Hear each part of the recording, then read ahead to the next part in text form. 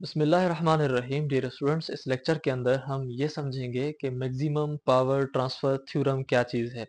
अब इसको समझने के लिए हमने कुछ यहाँ पर एनालॉजीज बनाई हैं ताकि आपको इसका जो कॉन्सेप्ट है वो आसानी से समझ आए। ये ज़रूरी नहीं है कि आप बोर्ड के पेपर्स में या कहीं पर आप लिखेंगे, लेकिन ये सिर्फ मैंने समझने के लिए लिखे हैं ताकि आपके कॉन्सेप्ट्स जो है वो क्लियर हो जाएं। उसके बाद ये आपका जो लेक्चर है वो काफ़ी शॉर्ट है, इतना कोई लंबा चौड़ा नहीं है, लेकिन हम इसके अंदर एक्सप्लेनेशन ज़रूर देंगे जो कि ज़्यादा कुछ है वो, ताकि आपका जो कॉन्सेप्ट है इससे रिलेटेड वो क्लियर हो जाएगा। तो फिर उसके बाद आप चीज़ों को कितना भी छोटा करके लिखें वो आप पर है। लेकिन पहले कॉन्सेप्ट तो हो, डेफिनेशन आप थोड़ी समझें, कम समझें, लेकिन आपका कॉन्सेप्ट क्लियर ना हो तो फ़ायदा क्या? इसीलिए आप कॉन्सेप्ट क्लियर करने के लिए आप ज़्यादा डिटेल से चीज़ को समझें, फिर भले उसको आप शॉर्ट में लिखें या उसको आप लेंथी लिखें, वो आप पे डिपेंड करता है। तो सबसे पहली चीज यहाँ पर हमारे पास मैक्सिमम पावर ट्रांसफर थ्योरम से रिलेटेड ये है कि ये जो थ्योरम है, इस थ्योरम के अकॉर्डिंग मैक्सिमम पावर ट्रांसफर आपका एक सोर्स से होगा लोड की तरफ, वो तब होगा जब इम्पीडेंस सोर्स की और इम्पीडेंस लोड की वो दोनों आपस में मैच होंगी।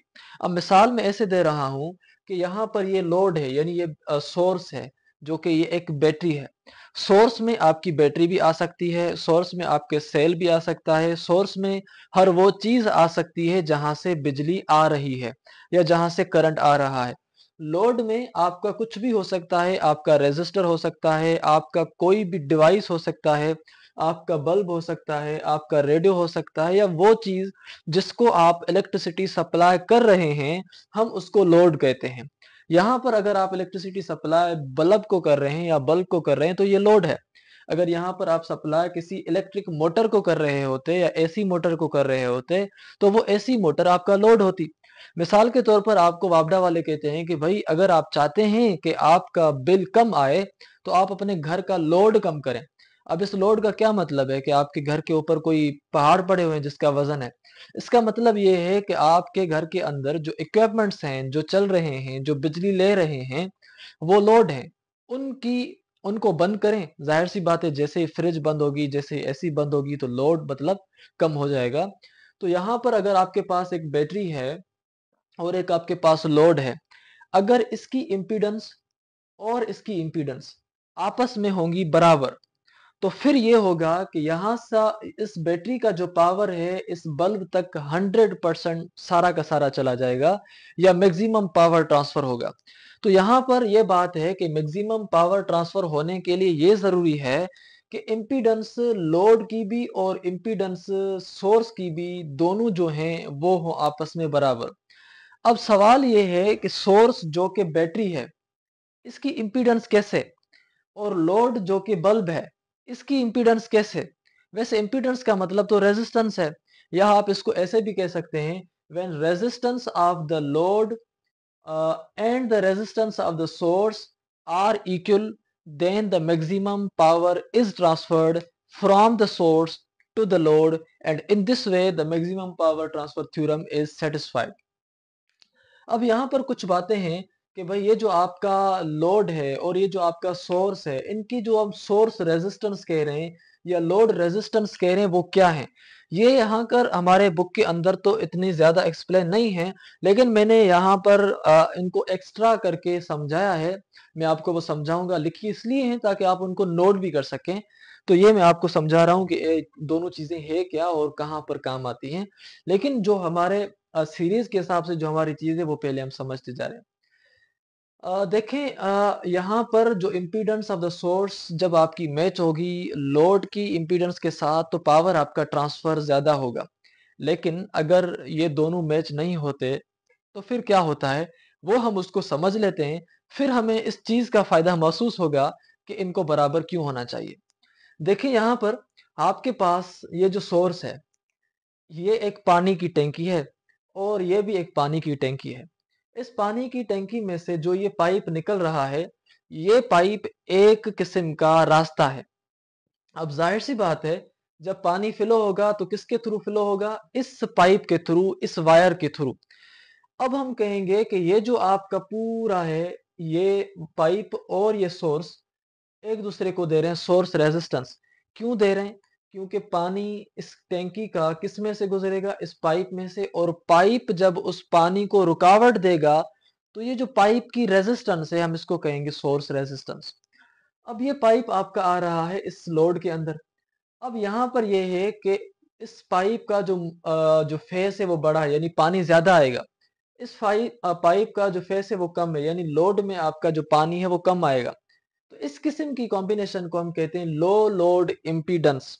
और यहां पर यह है कि इसकी वजह से एक्सिस करंट फ्लो होगा, यानी कि यहां पर जाहिर सी बात है मुंह इस पाइप का बड़ा है, तो यहां से पानी अंदर ज्यादा आएगा, यानी करंट फ्लो ज्यादा होगा।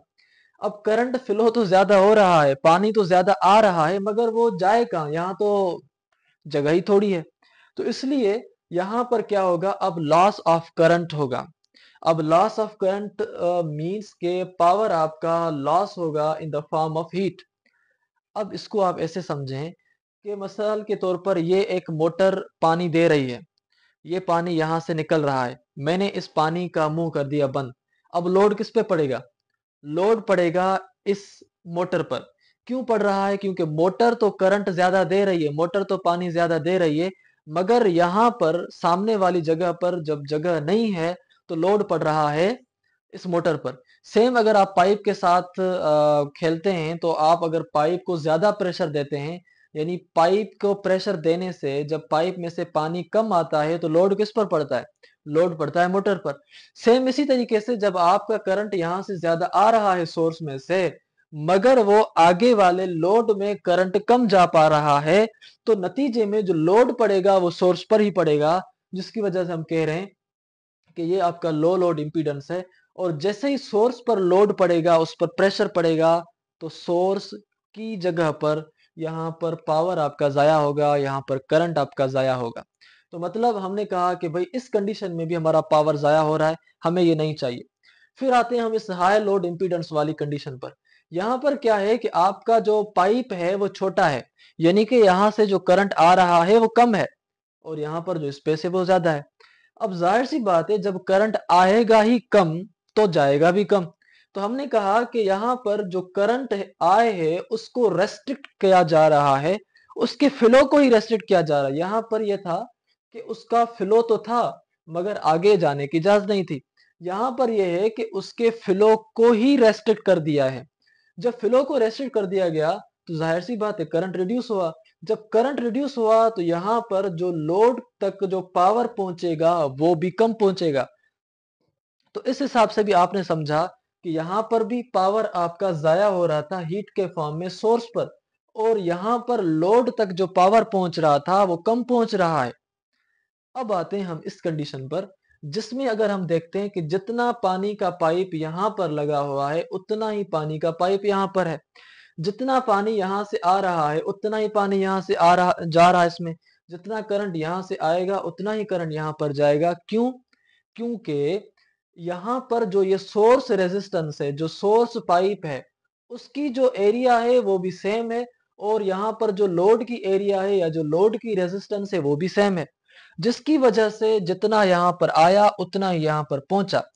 तो अब नतीजा ये हुआ कि जो रुकावट जितनी सोर्स की तरफ हो उतनी ही रुकावट आपकी कहाँ हो, रेजिस्टर की लोड की तरफ हो, तो वहां पर पावर फिर आपका ट्रांसफर ज्यादा होगा।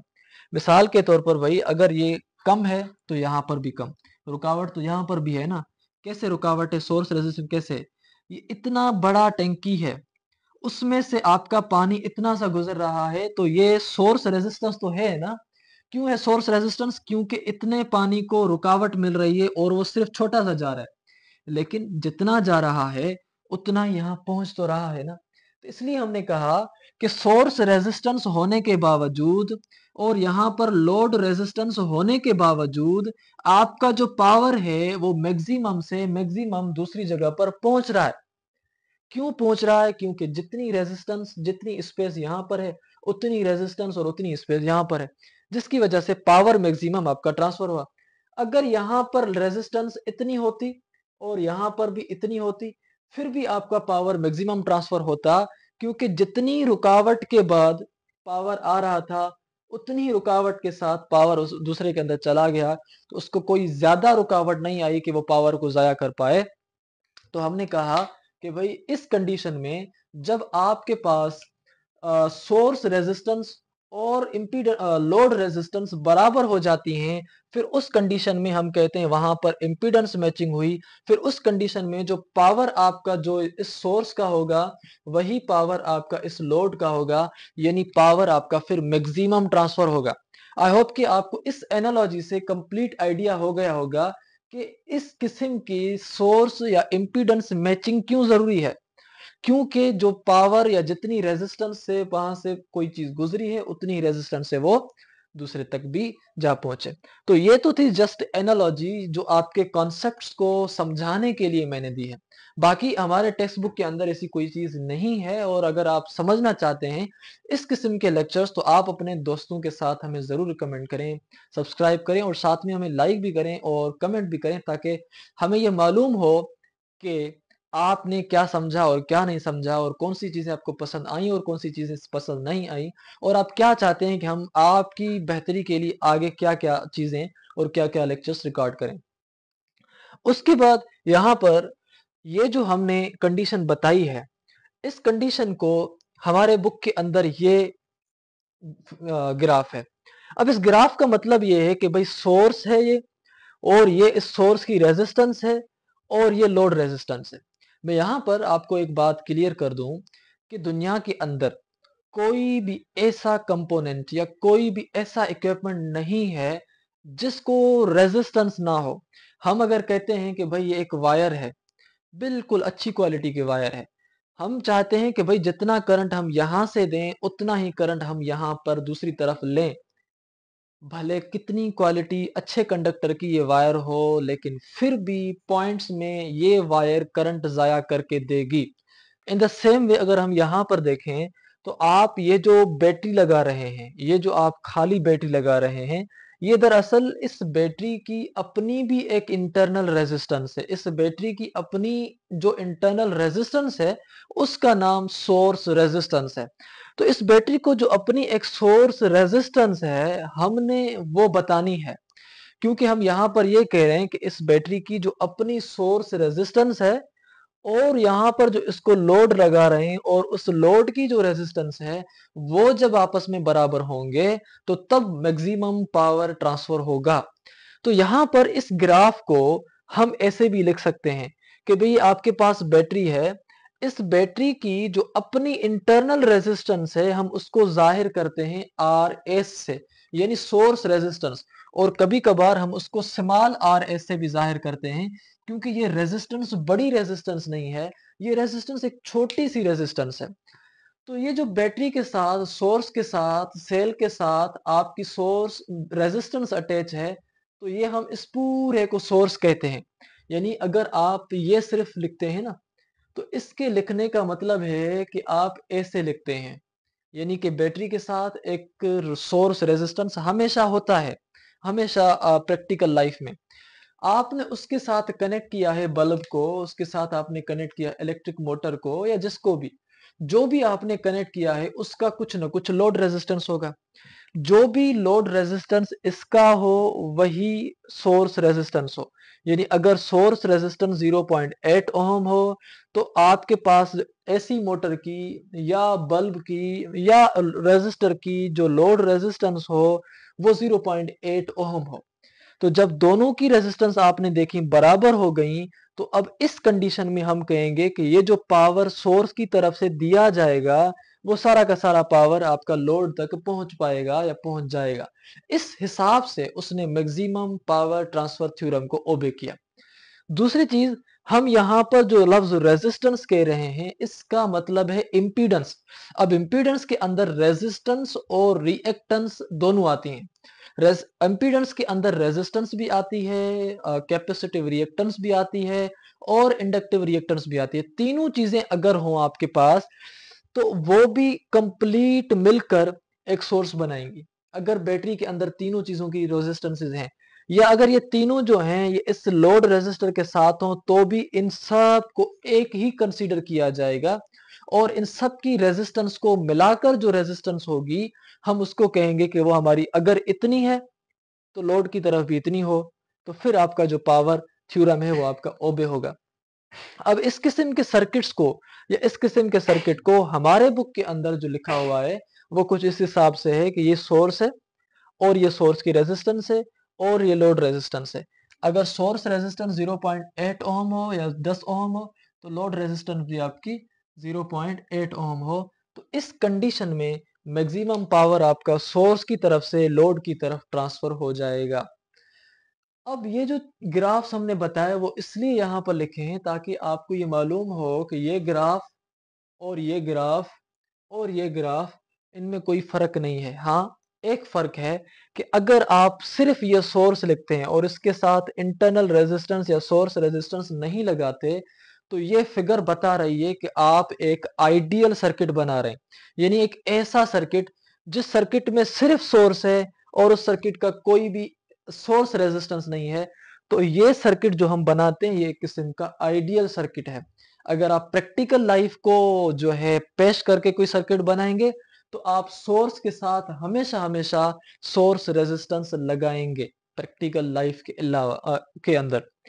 अब यहां पर हमने ये बात कही कि भाई आपकी अगर ये कंडीशन मीट हो जाती है जिसमें लोड रेजिस्टेंस और सोर्स रेजिस्टेंस आपस में बराबर हो गई हैं, तो फिर आपकी हम कहेंगे कि when the condition of the maximum power transfer meets then the maximum power of electrical energy can be transferred from source to load.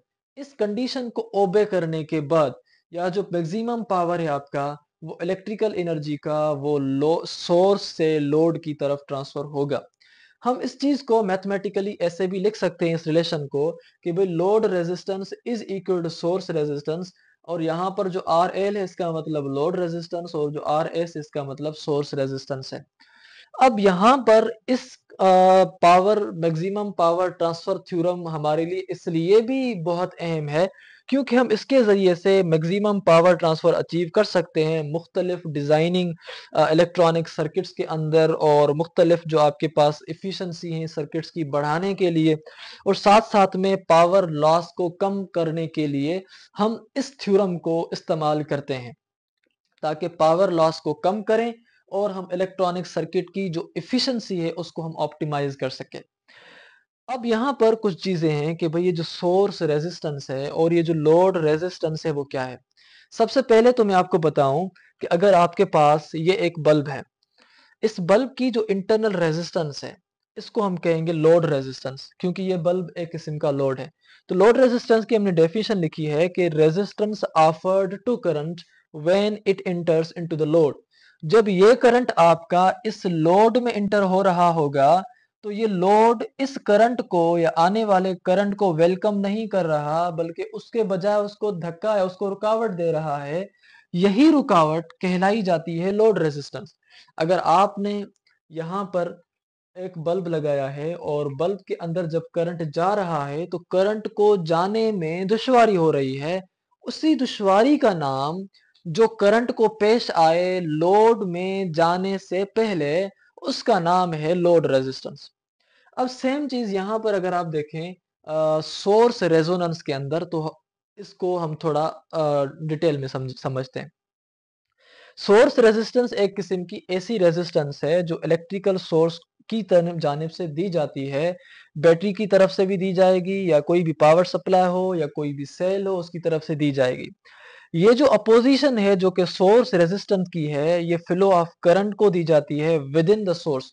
Source के अंदर अगर फ्लो ऑफ करंट को रुकावट दी जाए तो सोर्स के अंदर दी जाने वाली रुकावट का नाम सोर्स रेजिस्टेंस है, या उसको हम दूसरे नाम से भी जानते हैं वो है इंटरनल रेजिस्टेंस, क्योंकि वो बैटरी के अंदर ही उस करंट को रुकावट मिल रही है। इसी वजह से उस रेजिस्टेंस का नाम भी इंटरनल रेजिस्टेंस कहलाया जाएगा। उसके बाद यहाँ पर हमारे पास है दूसरी डेफिनेशन कि ये जो सोर्स रेजिस्टेंस है ये एक किस्म की मेजर है कि how much this source opposes the load from drawing current from it. अब ये एक लोड है और ये एक सोर्स है। ये लोड चाह रहा है कि मैं इस सोर्स से करंट को ड्रा करूं। अब लोड कोशिश कर रहा है कि मैं इसमें से करंट को ड्रा करूं। ये लोड जो कोशिश कर रहा है करंट को ड्रा करने की और सोर्स उसको अपोज कर रहा है कि वो उसमें से करंट ड्रा ना कर सके।